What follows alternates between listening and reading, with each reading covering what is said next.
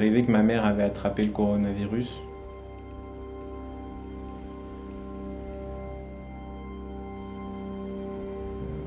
J'ai rêvé que j'étais le médecin et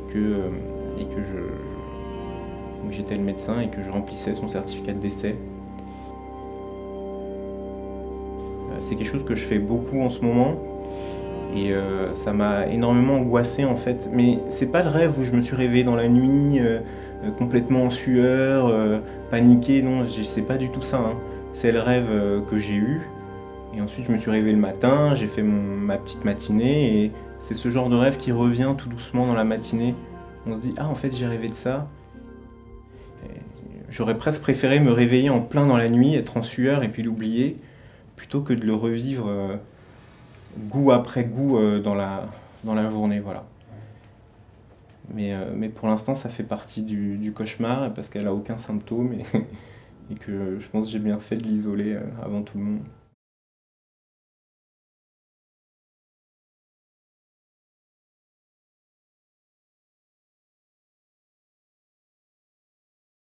Donc j'étais malade pendant 10 à 15 jours, hein, de fièvre, hein. Et puis j'ai perdu l'odorat, D'accord. donc Donc vous etc. avez Tous fait les un vrai symptômes Covid, quoi. du Covid, D'accord.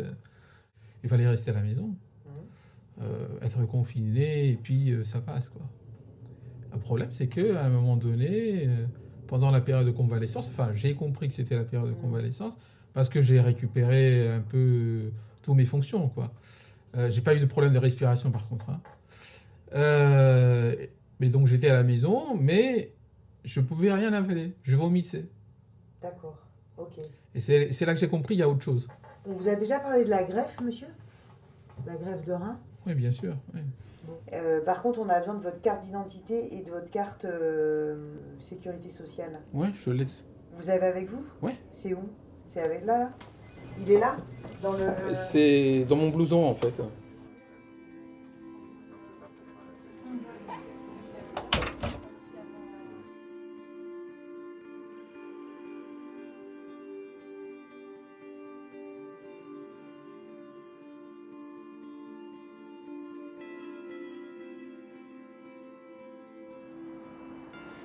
Le gouvernement a pris, comme je vous l'avais annoncé, des dispositions fermes pour freiner la propagation du virus.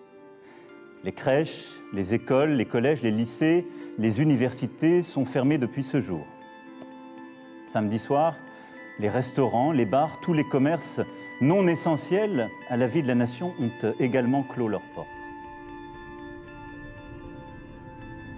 J'ai eu un peu honte, mais je pense qu'on a le droit d'avoir ce genre de pensée. C'est la première fois de ma vie que j'ai eu peur des malades, que j'ai eu peur que les malades me passent leur maladie. Je crois que ça m'est jamais arrivé, parce que en fait, dans toutes les maladies qu'on connaît aujourd'hui, la plupart sont curables. Et vraiment, j'ai eu peur de ça, très fort, et ça m'a paniqué. J'en ai pas dormi pendant des nuits. Et puis, à un moment donné, c'est passé, où je me suis dit que en me lavant les mains et en mettant des masques, ça allait aller. Et puis, de toutes les façons, je pense que la peur n'évite pas le danger, donc autant y aller, quoi.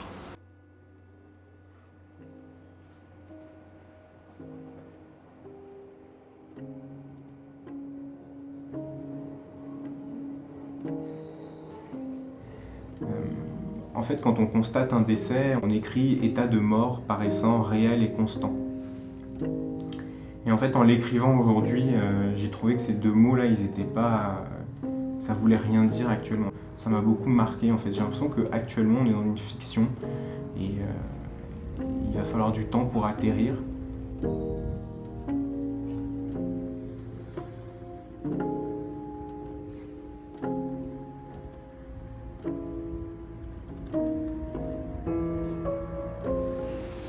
Bonjour, est-ce que vous pouvez vous présenter rapidement en donnant votre identité et ce que vous faites à l'hôpital Henri Mondor?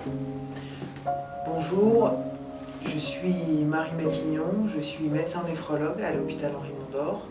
Et pourquoi vous êtes médecin? Probablement que je me rappelle d'un souvenir qui m'a beaucoup touché et j'ai l'impression que c'est un peu ça.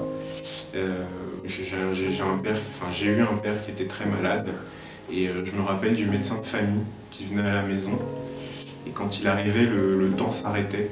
Quand il arrivait, il rentrait avec sa mallette.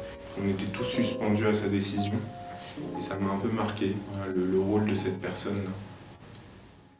Au début, je voulais être psychiatre en fait. C'était ma première motivation. Ensuite, j'ai voulu être neurologue et ensuite néphrologue. C'est complètement improbable. Voilà. Est-ce que vous vous rappelez de votre premier patient? Non, je m'en rappelle pas. C'est moi qui ai fait les questions de ce questionnaire, mais je me rappelle pas de ce premier patient.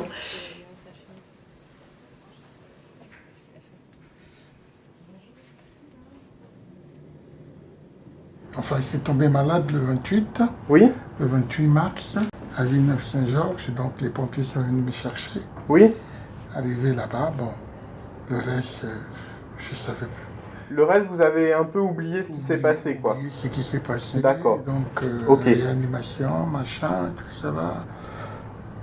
D'accord. C'était le Bon, Covid. je vais vous résumer un peu ce qui s'est passé, Ouais. d'accord? D'accord. Donc, vous avez eu dans le poumon le virus, là, le coronavirus, d'accord?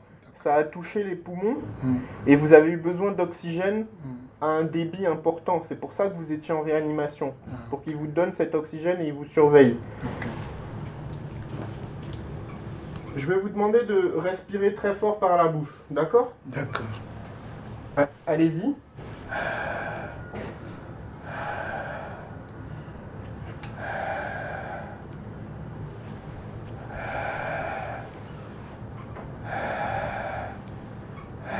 D'accord.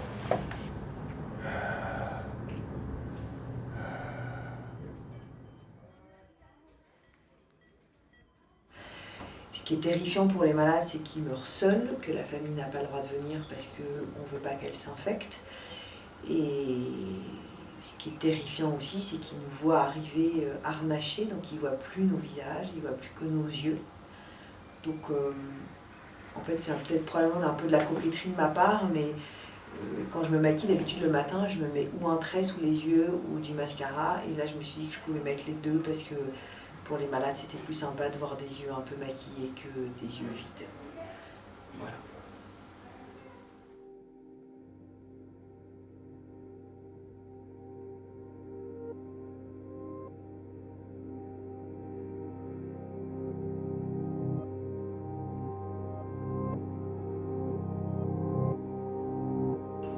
Il y a eu plusieurs raisons pour lesquelles j'ai fait médecine. Bon, on était dans l'époque urgence à la télé. Mon frère avait fait médecine avant moi.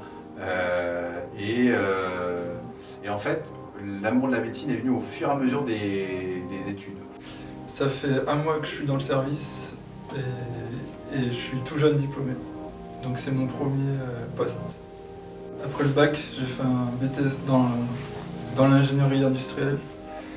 Puis après, ça m'a pas plu et je voulais quelque chose d'un métier plus dans l'humain, dans le contact social.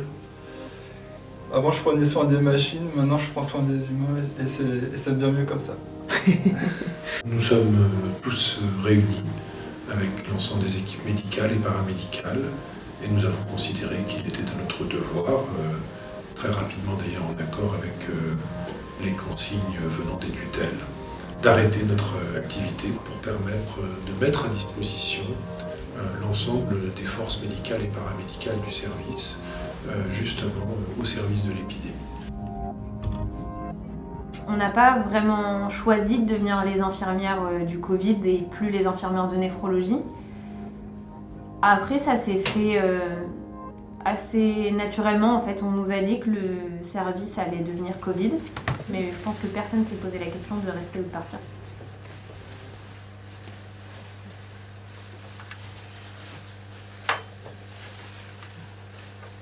On va vous aider à manger, messieurs.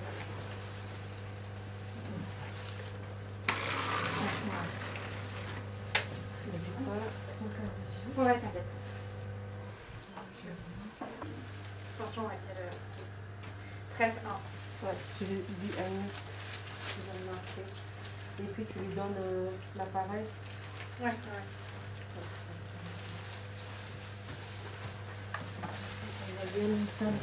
Ça avance très vite. Et après, t'as le creux là au niveau du diaphragme. Et, enfin, il se réveille plus, tu vois. Avant, il se réveillait, tu passais sa fille, tu vois, il répondait. Enfin, il était content, il se réveillait plus. Le matin, c'était bien. Là, on a évité, il parlait pour qu'il ouvre les yeux, genre 30 Malheureusement, des fois, t'as le truc. Voilà. Mais oui, c'est ça.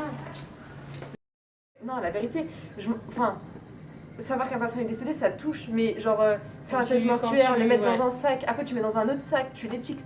Enfin, ça c'est horrible. Ouais, c'est pas tu humain, vois. je trouve. C'est dur, ouais. Je suis désolée, mais je préfère que ça tombe pas sur moi. Quitte à éviter ça, je préfère éviter. En plus, franchement, je passe grave du temps dans sa chambre, je fais tout le temps.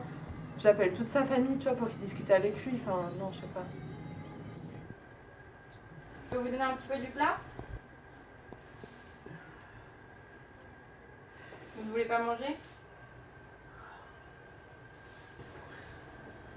Non, ça ira? Ça ira. On a peur en fait qu'on fasse partie d'une génération de soignants traumatisés, ouais. Et ça m'étonnerait pas qu'à la fin de tout ça, qu'il y ait beaucoup de personnes qui se réorientent, ça c'est sûr. Parce que des gens le voient avec les pénuries de matériel, les pénuries de médicaments, on ne soigne pas de la même façon que d'habitude et on n'offre pas la même chance aux malades. Alors certes, on est dans un contexte de guerre, visiblement, mais on n'est pas préparé à ça, du moins on n'a pas été formé à ça. Donc du coup, forcément, ouais, on a peur et on est inquiet, ouais. On est inquiet et très honnêtement, on a peur de rentrer chez soi en se disant t'as mal fait les choses en fait, tu lui as pas offert toutes les chances et ouais, c'est dur à assumer en fait. On n'est pas prêt à ça. C'est un peu comme l'image des temps modernes avec Charlie Chaplin. C'est-à-dire qu'il y a une chaîne de patients qui arrivent et on a beau essayer de faire, eh bien ils arrivent et on est dépassé, on est dans le rouleau compresseur du tapis roulant et on n'arrive pas à encaisser tous ces malades malgré le fait qu'on ouvre énormément de lits de réanimation. Et d'habitude, nous dans réanimation médicale, on a 23 lits et là on est déjà à 30 lits et on pourrait voir d'en ouvrir encore. Donc on a vraiment augmenté nos capacités. Il y a maintenant les réanimateurs chirurgicaux aussi qui s'occupent des malades Covid, mais c'est vrai que malgré le fait qu'on augmente drastiquement le nombre de lits de réanimation, on sent qu'il y a un flux continu de malades, vraiment comme une chaîne de production dans les temps modernes, et on n'arrive pas à absorber toute cette chaîne de malades. On se sent jeté à une mer où on ne nous a pas appris à nager. Enfin, certaines personnes le savent déjà, mais pour moi personnellement, c'est comme si on m'a lancé dans un nouveau stage où en fait j'ai pas eu de formation pour le stage et tout est nouveau depuis le début. Et c'est pour ça que c'est d'autant plus difficile au moment où on se retrouve avec les patients à deux dans la chambre et on fait rôle d'amis, rôle de famille, rôle de support psychologique. C'est un peu trop, quoi, certaines fois. Et tu peux nous dire pourquoi tu as mis un masque aujourd'hui pour faire l'entretien? Oui, j'ai mis un masque parce que je l'ai chopé moi aussi et que je suis à 10 jours de Covid et que vu que je tousse encore un peu, voilà, c'est pour protéger mes collègues d'une éventuelle contagiosité résiduelle.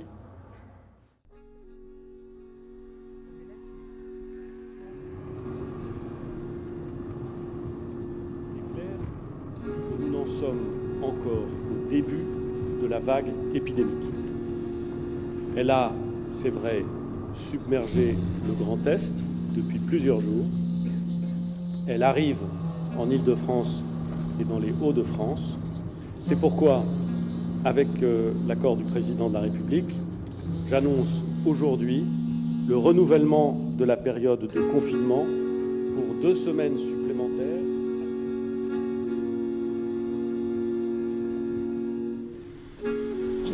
Parfois l'impression de me coudre une sorte de bouclier ou une armure de Darth Vader et de dire mais ça m'arrivera jamais. Et c'est vrai que le jour où je me suis arrêtée, que j'ai toussé, tout d'un coup je me dis c'était prendre conscience que l'armure n'était plus là, que pendant un certain temps j'ai passé de l'autre côté et je me sentais vraiment fragile. Cette situation de danger potentiel. Et la façon dont j'ai réagi, ça m'a vraiment replongé, ça m'a fait repenser à comment j'étais après les attentats du 13 novembre. Parce que malheureusement, j'étais dans un bar et du coup, j'étais au milieu d'une fusillade.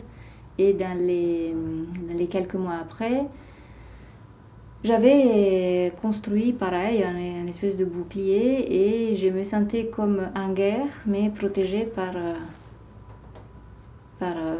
un cap, par quelque chose qui m'avait sauvée. Un peu anesthésiée à la limite, c'est-à-dire très, très prise dans l'action, dans la routine. Et j'avais vraiment fait ça, je pense, pour éloigner au maximum la mort que j'avais vue dans les yeux.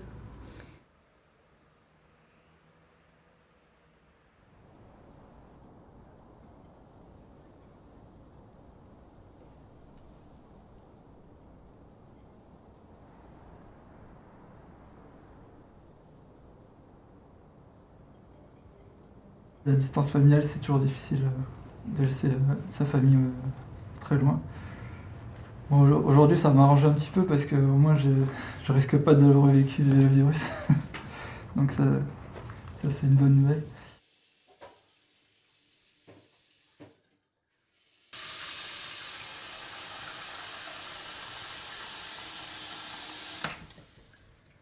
Si j'appelle pas en général, c'est que ça va bien. Ah bah ça T'inquiète pas. Ouais, c'est le contraire. Après, c'est pas quand je t'appelle pas, ça veut pas forcément dire que je pense pas à vous, hein, je pense à vous tout le temps. C'est juste que j'oublie des fois. Ouais, tu sais, je m'inquiète de temps en temps parce que je suis ton père quand même. Tu as besoin de quelque chose, tu m'appelles là. Ok, ça va. Ça va, Un beau t'inquiète. gosse. C'est toi le beau gosse. Ah, je sais que ça. C'est toi le beau gosse. Ouais, ça te fait plaisir. Vas-y. Ben ça. Ah, depuis quand tu dis que je t'appelle beau gosse, je veux pas m'arrêter là, hein, parce que ça continue jusqu'à la fin de ta vie. Tu as besoin de rien? Non, ça va, t'inquiète. Non, ça va, t'inquiète. Ah, donc tu descends encore? Là, je peux pas descendre, il y a pas de train. Ils ont tout bloqué. Ça sera en mai, 30 juillet, pardon.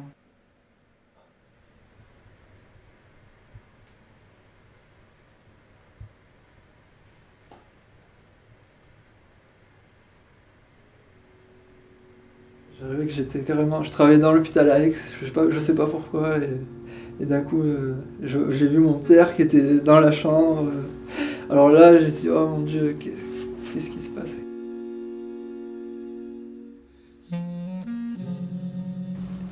Et quand je me suis réveillé, j'étais content. Du coup, après le lendemain, j'ai appelé mon père, savoir comment il allait. Non, mais oui, ça nous travaille, inconsciemment.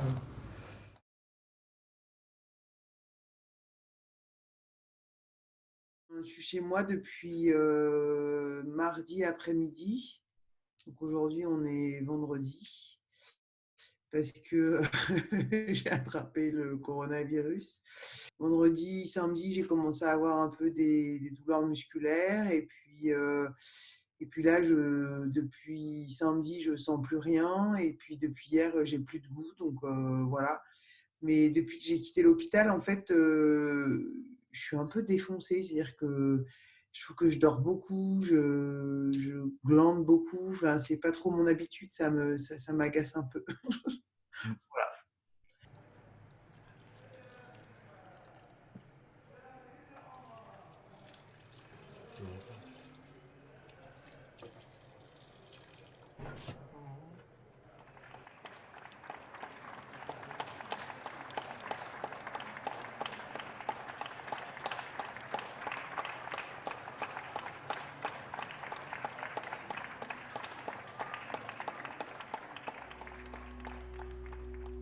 On était quand même en crise existentielle profonde à l'hôpital et moi je disais souvent avant ça, je disais que en fait on tenait les murs, quoi, que nous le personnel soignant on tenait les murs d'une institution qui s'effondrait et qu'on attendait qu'elle nous étouffe en fait un peu. Et en fait là d'un seul coup on est très nombreux à tenir les murs, donc on arrive à les tenir, ces murs. Et je pense que ces murs, ils sont tenus pas par le personnel hospitalier. Alors, il est aussi administratif, hein, ce personnel hospitalier, mais au total, la vraie question, c'est qu'est-ce qui va se passer quand on va arrêter de les soutenir, quoi. Qu'est-ce qui va... Je sais pas trop ce qu'on va devenir. En fait, j'ai peu d'espoir. C'est marrant parce que j'avais beaucoup d'espoir et tout ça, et maintenant j'ai peu d'espoir. Donc, je pense que la purge des systèmes de santé depuis 10 ans explique beaucoup de choses, beaucoup de difficultés qu'on a aujourd'hui, parce que on a eu des années de restrictions, de fermeture de lits, de personnel qui est parti parce que insatisfait, parce que conditions de vie trop difficiles. Et c'est très étonnant parce que la crise de l'hôpital était parmi les gros arguments de discussion des derniers mois. Et au moment où ça fait surface avec d'abord les grèves dans les urgences et après les grèves des médecins des hôpitaux, tout ça, a mis le problème de l'hôpital sous la table de discussion et de l'opinion publique. Et après, il y a eu le coronavirus.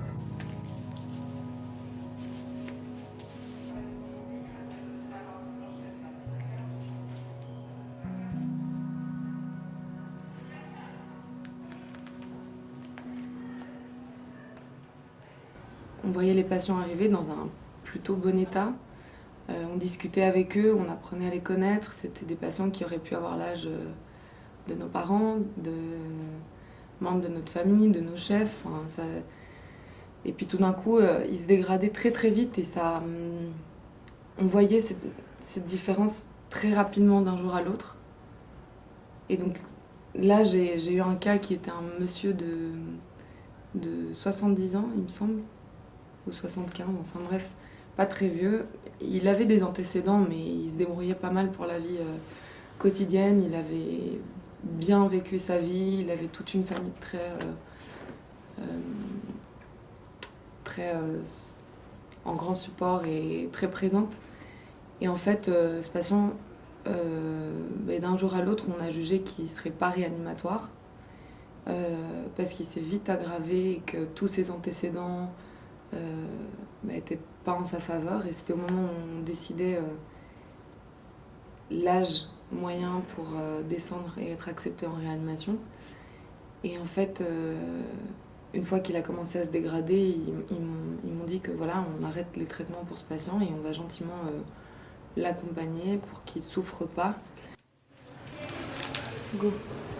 La dose que j'avais dans la seringue ne suffisait pas pour qu'il arrête de souffrir et d'avoir cette sensation d'étouffement. Donc je le voyais étouffé en quelque sorte et je devais injecter moi-même manuellement la morphine et l'hypnoval pour qu'il soit soulagé et qu'il parte plus tranquillement, quoi. Et en fait, ce geste d'injecter un médicament en plus à quelqu'un qui est en train de partir et de l'accompagner plutôt à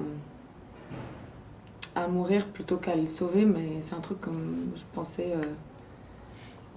j'y avais jamais pensé en fait.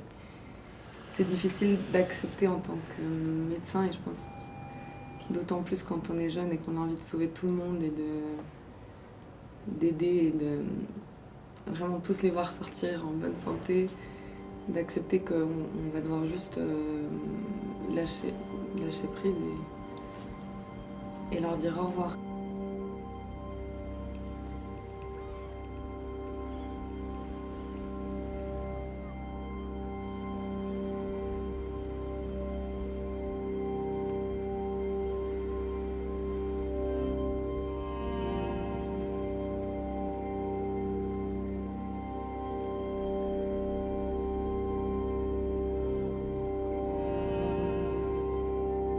Dans mon cauchemar, je vais peut-être, ça va être par exemple le dernier, j'ai oublié une chambre en fait.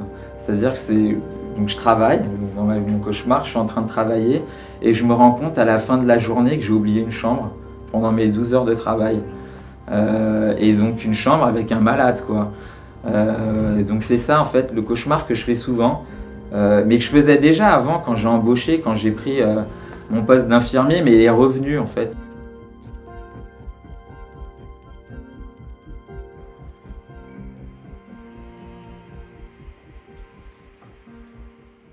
Ouais.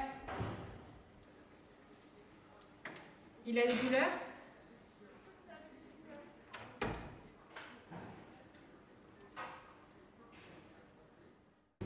Regard inattentif, fixe, loin ou suppliant, pleure, les yeux fermés, oui. Il a les yeux très fermés et il regarde pas quand on lui parle. Bah oui, au niveau des plaintes. Retrait ou protection du zone, refus de mobilisation, attitude figée. Non, c'est pas figé, il est pas figé. Mais... Bah, il est raide quoi. Raide mais pas figé. Bon du coup non. Non. Et comportement, non. Ah par contre si, il s'est agrippé. Il s'est agrippé à toi et à moi. Tu mets oui? Oui. Il a quand même 4 Mais après, c'est lui, on ne sait pas si c'est vraiment dû à la douleur ou... Non, je pense que c'est l'appréhension. Voilà. Tu mets non, ça... C'est juste quand on le mobilise, c'est Il là, a peur. il a peur Ouais. il a peur de tomber, c'est ça. Ok, d'accord. On est un peu notre seul sujet de conversation parce que c'est tout ce qu'on fait de nos journées, comme on peut plus sortir. Et on en rêve la nuit parce que, mine de rien, c'est quand même quelque chose qui fait peur. Je pense que on est nombreux à en faire des cauchemars la nuit de tout ça. Et on se relève le lendemain matin et on se prépare pour venir travailler, pour être dans le coronavirus. Enfin, notre vie, elle est articulée qu'autour de ça.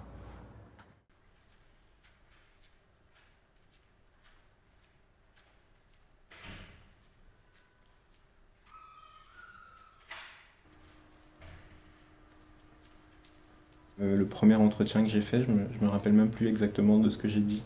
Donc ça me paraît très loin parce qu'il s'est passé tellement de choses. J'ai l'impression que le temps est décuplé. Pour donner un ressenti global, je dirais que je suis fatigué. On dit rarement à l'hôpital qu'on est fatigué. Souvent, les journées passent et puis voilà. Là, je le ressens vraiment. Je pense aussi à ce spectacle très, très particulier de ce personnage qui apparaît sur les écrans de télévision tous les jours de millions de Français, ce directeur de la santé qui vient faire ce décompte morbide des décès. Je trouve que c'est un temps qu'on n'a jamais connu, pour nous qui sommes une génération qui n'a pas connu la guerre, de venir nous compter les morts comme ça, quotidiennement. On les attend comme il y a quelques années, je ne sais pas ce qu'on attendait, la météo, le Dow Jones. Aujourd'hui, on compte nos morts dans un monde qui avait perdu l'habitude de ça.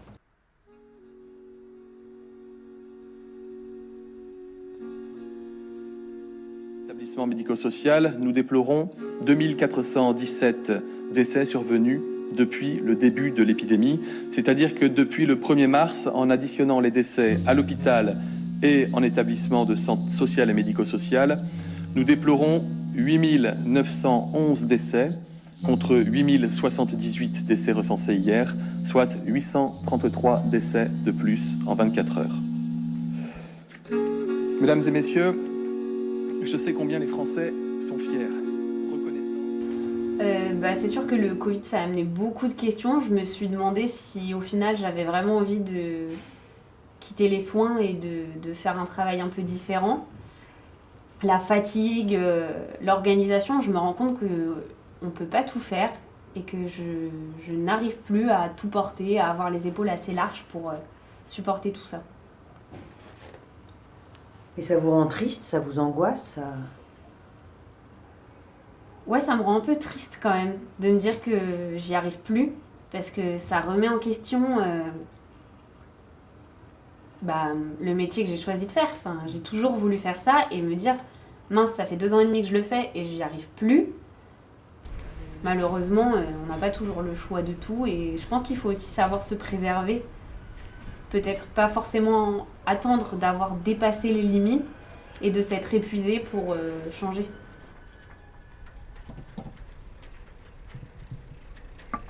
Ça fait plusieurs week-ends que mon fils il me dit je veux faire du vélo à 2 roues.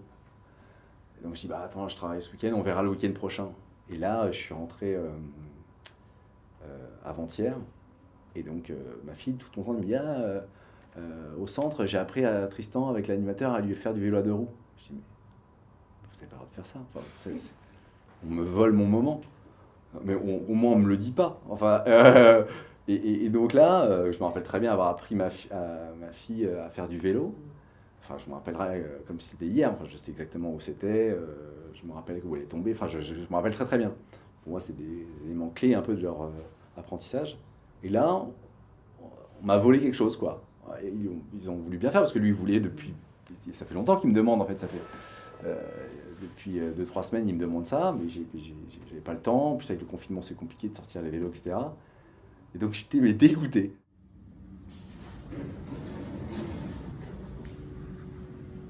La nuit dernière, j'ai rêvé que l'une de ces patientes, qui est une patiente que je connais bien, elle vient du Mali, elle était caméraman au Mali, et elle est venue en France il y a près de 25 ans.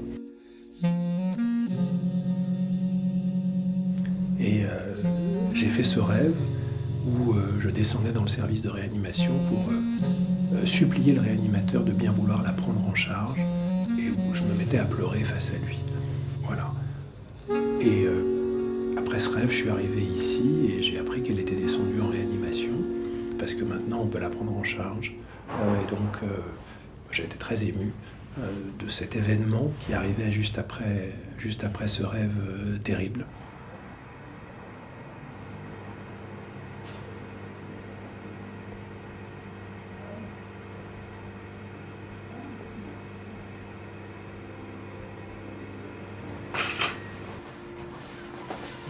La poubelle est vide.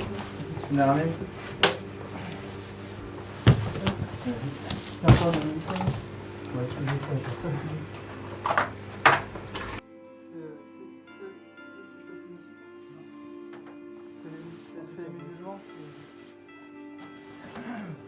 Ça signifie qu'il y a un rite, c'est un rituel. Ouais.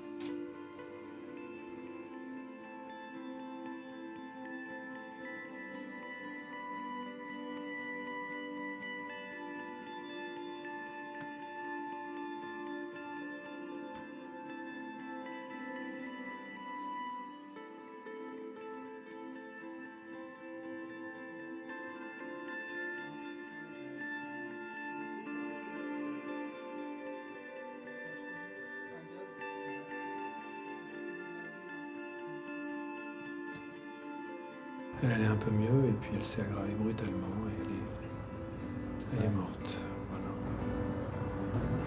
Ça m'a beaucoup touché en fait. Mais tout le monde ici a été vachement touché. Je sais pas pourquoi t'as des gens comme ça. On en voit défiler des malades, mais elle avait quelque chose, quoi. Enfin, en tout cas pour moi,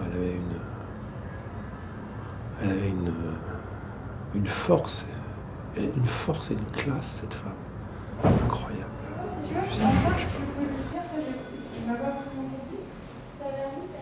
Quand je l'ai vue dans ce service, avant qu'elle descende en réanimation avec son masque, et que je lui ai dit bêtement « Oh, vous avez une chance folle, on va pouvoir vous descendre en réanimation », elle m'a regardé comme si... moi, j'étais très content de moi, alors qu'elle devait trouver quand même que c'était la pire chose qui pouvait lui arriver. Et là, je l'ai vue vraiment très inquiète, et j'ai lu dans son regard quelque chose pour la première fois que j'avais jamais vu, qui était une terreur.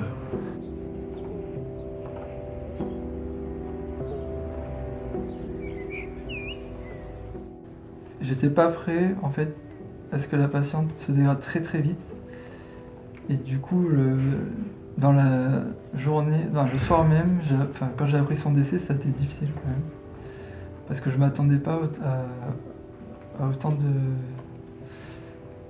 Enfin, je pensais pas que c'est là que j'ai pris conscience quand même que la gravité du virus, ça m'a un peu titillé. Mais après, mes collègues, heureusement qu'elles m'ont dit que c'était normal. Parfois, il faut pas trop creuser, c'est le destin, quoi.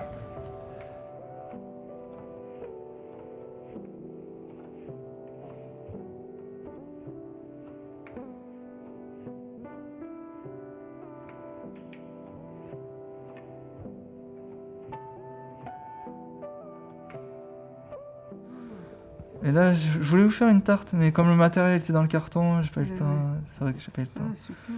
Là, c'est une version Tu vois, c'est la version. C'est ta deuxième vocation. Ça, c'est c'est toi qui as fait ça aussi? Ouais, c'est fraise à la menthe. Ça te sort du milieu de. Ouais, c'est un bon échappatoire. C'est une activité. C'est super. Après, je me dis, si un jour avec Walid, on ouvre une boulangerie, moi je vais faire gâteau. Oui, pas de souci. C'est bien. Que me présenter la fille. Oui. Tu l'as dit? Oui, on a parlé. Et moi j'ai dit je suis pas prêt. Elle m'assiste, elle met la pression. Là. Après c'est ton choix, c'est. Non, après c'est petit à petit, c'est pas comme ça. C'est des trucs sérieux, c'est pas. Ça demande un engagement. C'est pas. Moi j'ai pas envie de faire de la peine à la famille. À ma famille, à la famille Tu vois ce que je veux dire? Moi je suis très réservé aussi, hein, je pense. Ouais, tu l'as toujours été. Peut-être que ça ne va pas, peut-être que je parais à l'aise, mais je suis très réservé. Peut-être que je vais avoir peur. Ah, mais c'est juste les présentations. Après, il faut qu'il y ait le coup de foot qui passe. Hein. Ouais, on verra. Ouais.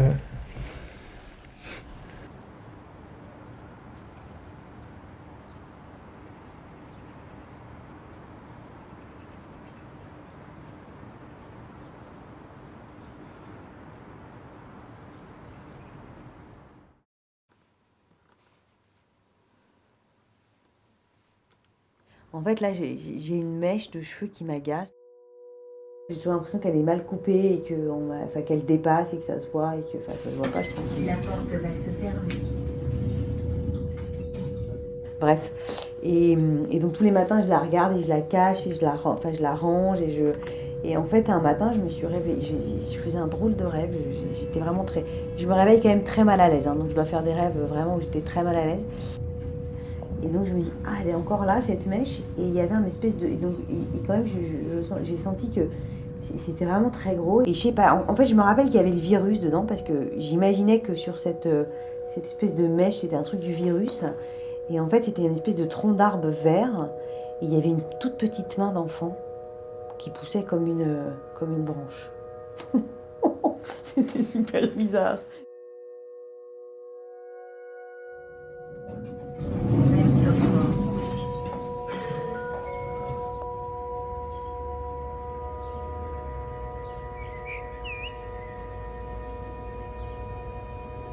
Est-ce que vous avez compris ce que je vous ai raconté? Si, j'ai voilà. compris. Donc les poumons, c'est loin derrière vous, c'est bon, c'est réglé, vous n'avez plus d'oxygène, d'accord?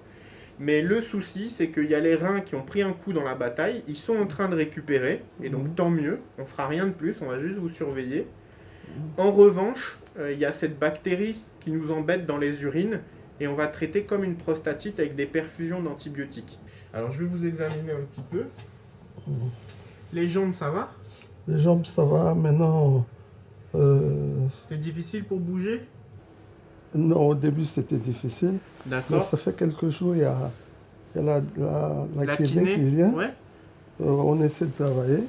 Oui. Donc, avec elle, aujourd'hui, il paraît qu'elle va venir même. D'accord. Il faut que je m'asseye sur le fauteuil. Effectivement, il faut que vous alliez au fauteuil. Ouais. Ça va vous faire du bien. Ouais. Parce qu'en fait, comme vous êtes resté longtemps en réanimation, les muscles, ils ont un peu... ils ont maigri, quoi.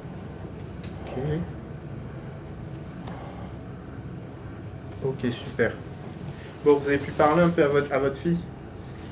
Tous les matins, elle m'appelle. Très bien. Tout le monde à la maison et... Oui, je comprends. Ils sont inquiets, hein. C'est normal. Moi, j'évite de les appeler parce que quand tu appelles, oui. C'est les pleurs, les... Oui, je comprends. Mais il ne faut pas hésiter à les appeler. D'accord? En plus, là, ça va mieux. Donc, il faut les rassurer. D'accord? Tu gardes ton masque là? Comme vous voulez, masque ou pas masque? Comme ça, c'est bon. En fait, depuis 2 semaines, c'était comme une pieuvre qui augmente ses tentacules, parce qu'il y a eu le 14e, il y a eu le 10e, il y a eu le 6e, un bout de 6e, un deuxième bout de 6e, un autre bout de 6e. Et là, la pieuvre a un peu arrêté de créer des nouveaux tentacules, elle est plutôt en phase de rétraction. La médecine interne, par exemple, aujourd'hui est transformée en secteur non-Covid pour la première fois. Et avant de venir, j'ai regardé un peu l'état des lits sur la tour et il y a pas mal de lits libres.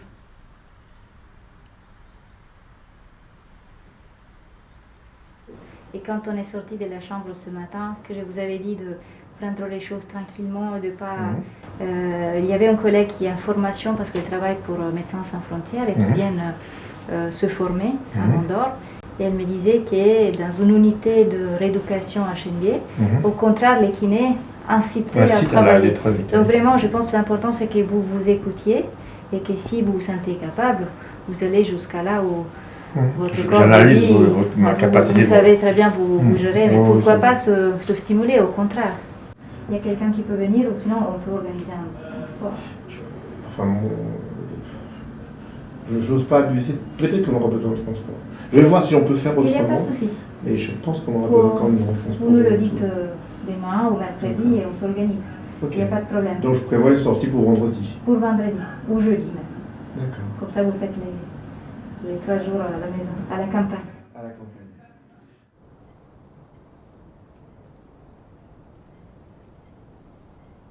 Arsène Lafrime dit s'être entraîné au football plus de 6000 heures en une année.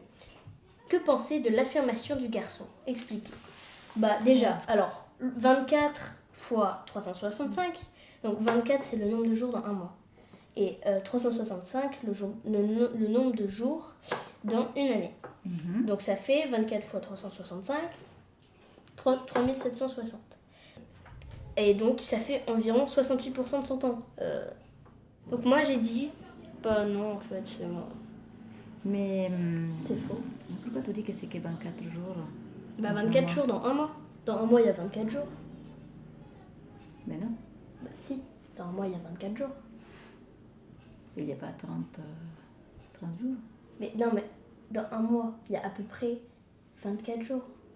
Enfin, je sais pas. Attends, je crois que j'ai fait n'importe quoi. À mon avis il y a 30 jours dans un mois. Par exemple. Ah oui? Bah oui, là demain c'est le 30 avril. Faut que je corrige. Je corrige. Il faut que tu les calcules. Alors, donc 30 fois 365 égale... Bonne idée,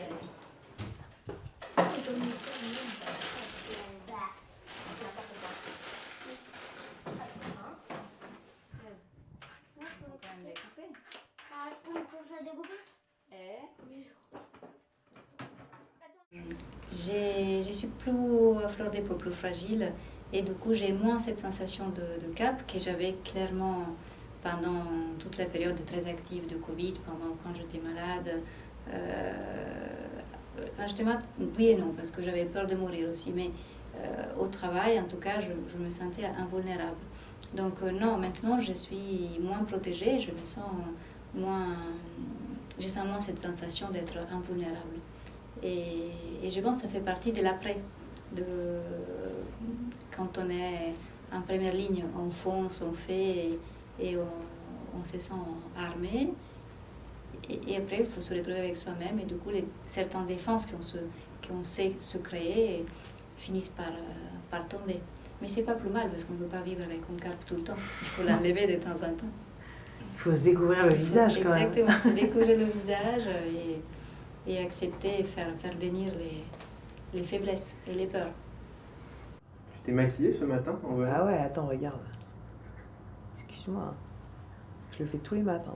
Et t'as écouté une musique en te maquillant? Non. J'ai rien écouté en fait. J'ai rien écouté, je sais pas pourquoi. Non, j'ai regardé mon arbre en fait parce que il y a un arbre dans ma salle de bain. Et en fait, l'année dernière, il faisait ça. Déjà à la fin, il faisait ça. Et maintenant, il fait le double. Donc, je vois plus rien dans ma salle de bain, mais il y a cet arbre qui me bouge la vue. Et on sent bien que c'est le printemps, il fait beau, il fait chaud. Et il y a un petit passage que j'adore parce que c'est un endroit où un arbre... Enfin, un arbre perd son pollen Et j'adore ce petit passage-là. À chaque fois que je rentre vers 19h après les transmissions, il fait encore beau, il y a encore le soleil. Et il y a tout ce pollen qui vole. C'est très agréable de passer dans ce petit chemin, ça me fait une vraie pause.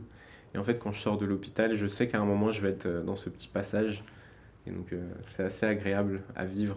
Ça me fascine, c'est un truc qui me fascine, cette nature qui continue à avancer. En fait, au début, moi, ça m'angoissait un peu. Je me disais, mais quand même, elle exagère, elle nous nargue. Mais je trouve que c'est un côté aussi rassurant parce qu'on se dit que quand même le temps avance et que de toute façon, plus le temps avance et plus ça nous rapproche aussi d'un vaccin et d'une solution. Donc, on a l'impression qu'on n'est pas englué dans un truc qui bouge pas, quoi. Même si pour le moment, on est un peu englué quand même. Mais bon, voilà. Si en ce moment, je voudrais être confinée. J'aimerais bien être confinée. Putain, ça a l'air très bon là, ta petite brioche sucrée là. Ah ouais. Celle-là là Ah, on fait une table salée, une table froide. Celle-là avec un peu de reblochon. Donc là c'est salé et là c'est sucré. Il y a le salé maintenant. Ah non, il y a le fromage, mais c'est salé. Ah ben on l'a eu le fromage. Je prenais la jambe, ça peut-être pas avant. Éthiopien ou colombien? D'ailleurs, je serais faire un petit café. Éthiopien, t'as dit? On a recréé un lien à l'hôpital, en tout cas, un lien de service, un lien de... Ouais, un lien au travail, quoi, un lien qui soit autre que... Est-ce qu'on pourrait poser la perfusion? Est-ce qu'on pourrait faire des antibiotiques? Il faut que tu t'écrives un papier, enfin, autre chose, quoi, voilà. Mais qui soit un peu humain, peut-être. Je sais pas. Voilà.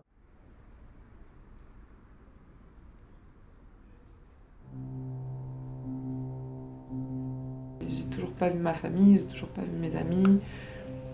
Ça va faire des feux d'artifice, je pense. Je sais pas, du champagne.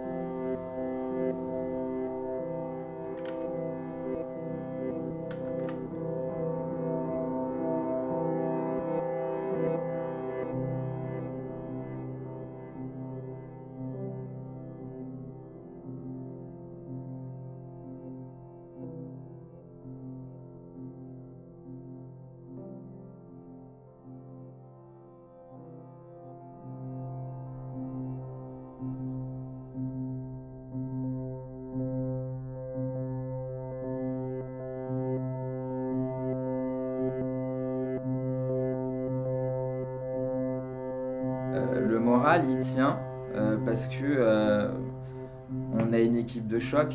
On a une équipe de choc. L'ossature de l'arrêt Ahmed, on se serre les coudes. On a une équipe des 4 qui sont au top, des médecins au top et des collègues infirmiers aides-soignants au top. Donc là, ça tient et ça va tenir. Après, on appréhende les nouveaux qui vont arriver. Ouais, je suis assez ému là-dessus parce qu'on serre vraiment les coudes. Et on sait qu'on fait tous des sacrifices.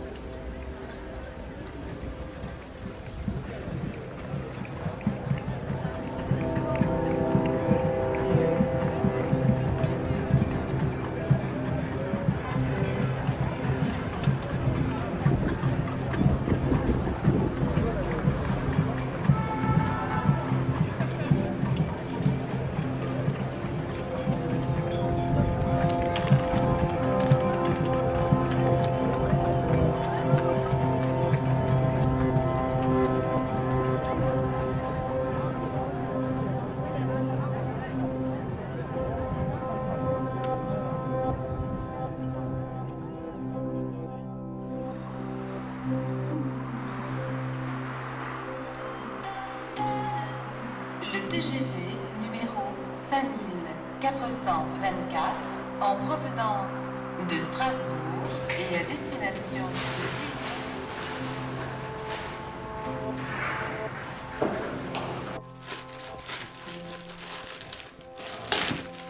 de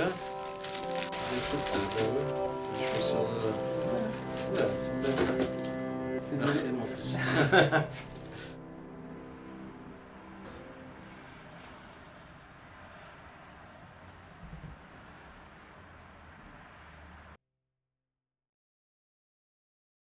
J'espère que c'est la fin. J'attends que ça. Là, c'est le risque, c'est qu'on fasse comme dans le film Le Jour sans fin, qu'on reproduise tout comme ça indéfiniment, enfin, pendant un temps X, il y a une vague, machin. Donc il y a ce gros risque-là. Mais dans Le Jour sans fin, quand même, il y a... Les choses s'améliorent petit à petit. Ouais. Donc quand même, c'est ça qui est bien, c'est que... Et surtout, on peut imaginer que l'hôpital public va s'améliorer petit à petit. De nos erreurs, on va apprendre nos erreurs peut-être. Mais bon, entre-temps, on n'aura pas fait une nuit de sommeil, nous, c'est ça la différence. Donc on sera sur les rotules. Alerter, protéger, augmenter les lits de réanimation. Aucune de ces solutions n'est suffisante en l'état actuel. Il faut aller plus loin. J'ai décidé qu'il fallait retrouver, à partir de vendredi, le confinement qui a stoppé le virus. Tout le territoire national est concerné, avec des adaptations pour les seuls départements et territoires d'outre-mer. Mais parce que nous avons appris des événements du printemps, ce confinement sera adapté sur 3 points principaux.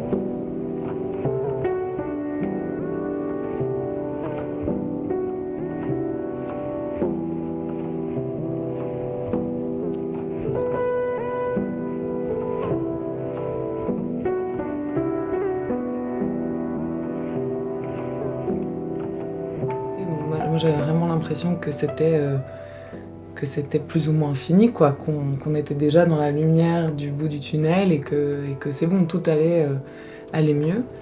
Et ensuite, je suis partie en vacances. Je suis partie en vacances où j'ai essayé de décompresser, de me changer les idées, de revoir mes proches.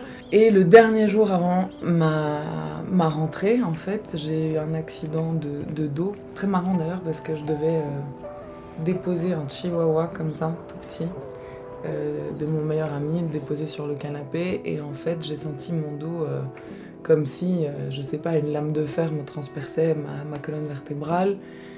Et j'ai eu une douleur mais que j'ai jamais ressentie. Et voilà quoi, donc en fait j'ai eu cette période de 4 jours où finalement c'est prolongé de 1 mois de réadaptation et rééducation à tout, à la marche, parce que c'était en fait une hernie.